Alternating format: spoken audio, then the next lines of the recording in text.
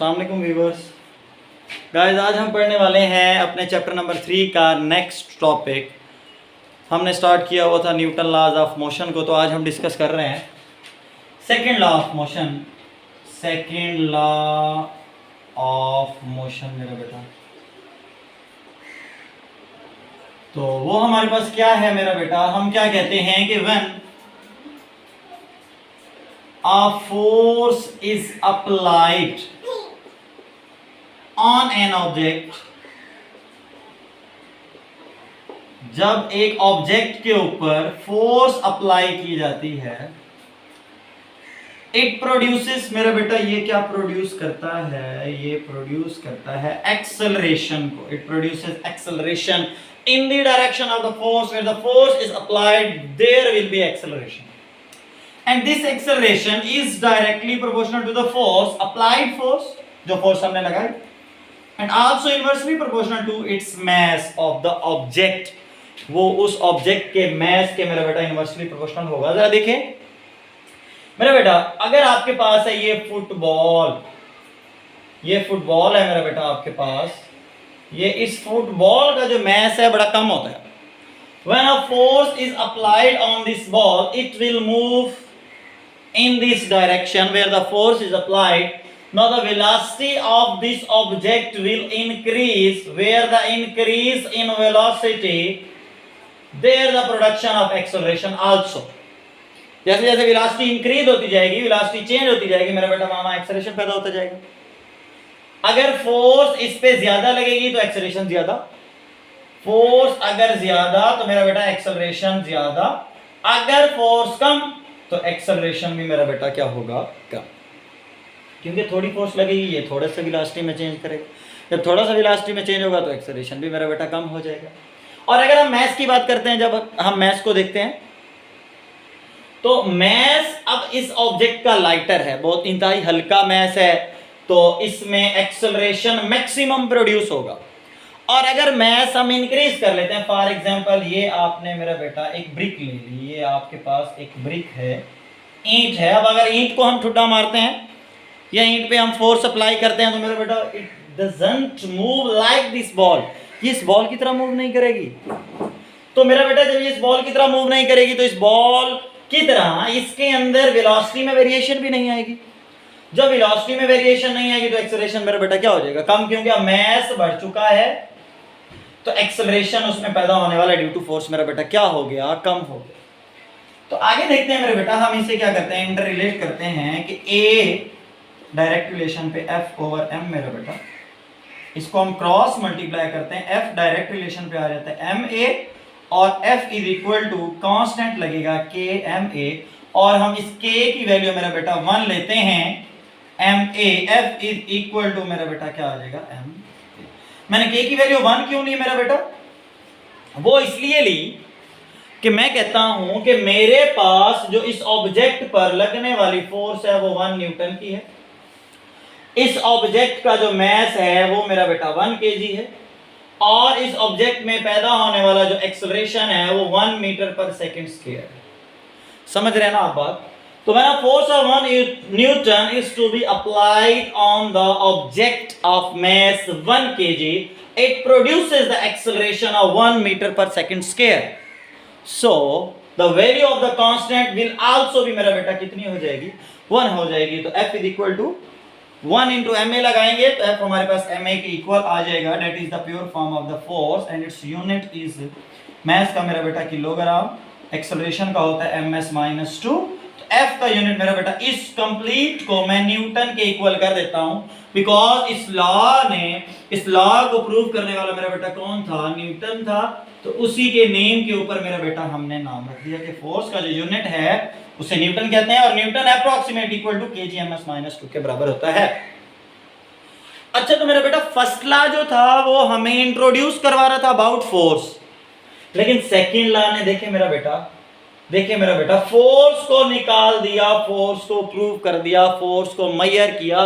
तो मतलब second law of motion मेरा बेटा क्या करता है, it measures the quantity of force. मेरा बेटा ये फोर्स को मेजर करता है। क्लियर हो गया। चलें जी, सिमिलरली अब हम इसका थर्ड लॉ डिस्क्राइब करते हैं जो कि इंतहाई इजी है, third law of Newton motion.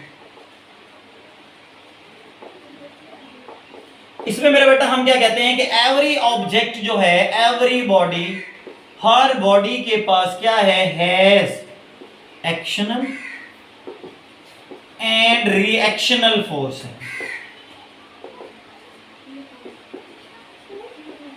ये क्या है मेरा बेटा, which is same in magnitude. ये मैग्नीट्यूड में मेरा बेटा क्या होगा, सेम होगा मैग्नीट्यूड में, समझ रहे हैं आप।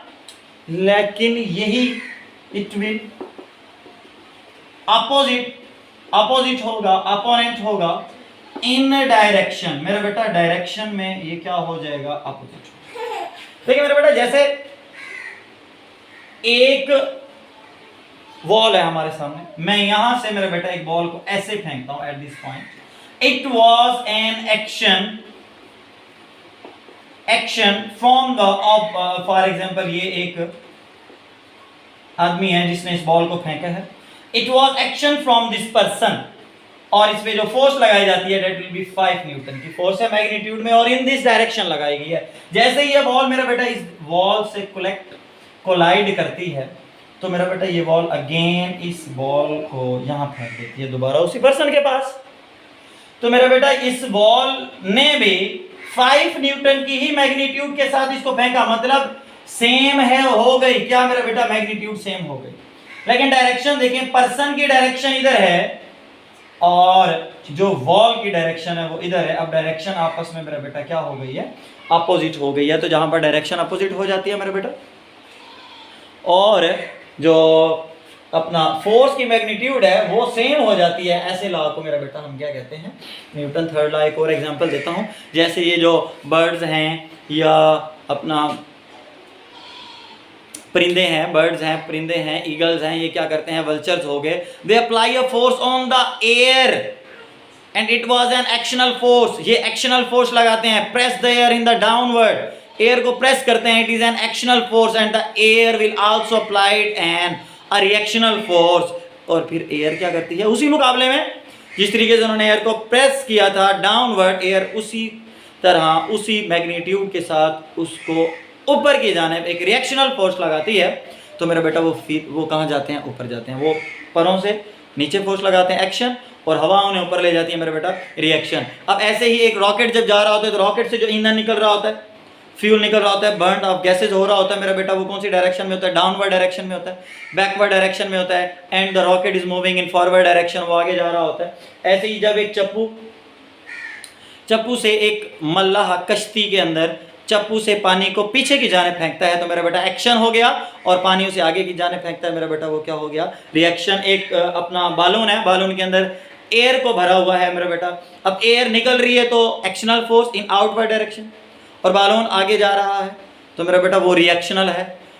एयर का निकलना एक्शन, बालून का आगे जाना मेरा बेटा रिएक्शन। एक और क्वेश्चन वो ये है, फॉर एग्जांपल ये मेरा बेटा ये आपके पास ये एक बोट है, और ये बोट, और यहाँ पर ये पानी है मेरा बेटा, और इस बोट के अंदर ये एक पर्सन है,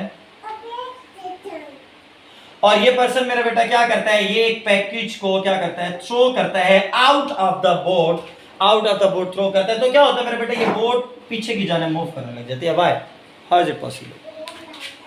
ये ऐसे पॉसिबल होगा मेरा बेटा, जैसे ही ये जो पर्सन है फोर्स अप्लाई करेगा इस ऑब्जेक्ट के ऊपर, तो मेरा बेटा वो उसकी एक्शनल फोर्स होगी। एक्शनल फोर्स इसने अप्लाई की इस ऑब्जेक्ट के ऊपर, तो सिमिलरली यही जो ऑब्जेक्ट है ये क्या करेगा, रिएक्शनल फोर्स लगाएगा उसकी अपोजिट डायरेक्शन में। अब जैसे उसने रिएक्शनल फोर्स लगाई, किसके ऊपर लगाई, इस ऑब्जेक्ट के ऊपर। अब ये जो पर्सन है इस पर्सन पे लगाई, ये जो पर्सन है, person is attached to the boat, so the energy will be, the force will be transferred from this person to boat. इस बोट में मेरा बेटा इस पर्सन से एनर्जी क्या हो जाएगी, ट्रांसफर हो जाएगी। अब एक्शन इस डायरेक्शन में हुआ था, रिएक्शन इस डायरेक्शन में है, जो कि पर्सन से बोट में ट्रांसफर हो गया, तो फिर बेटा ये जो बोट है ये बैकवर्ड डायरेक्शन में क्या करना स्टार्ट कर देगी, मूव करना स्टार्ट कर देगी। ये था मेरा बेटा Newton third law of motion और ये था Newton first law of motion. I hope it will be clear.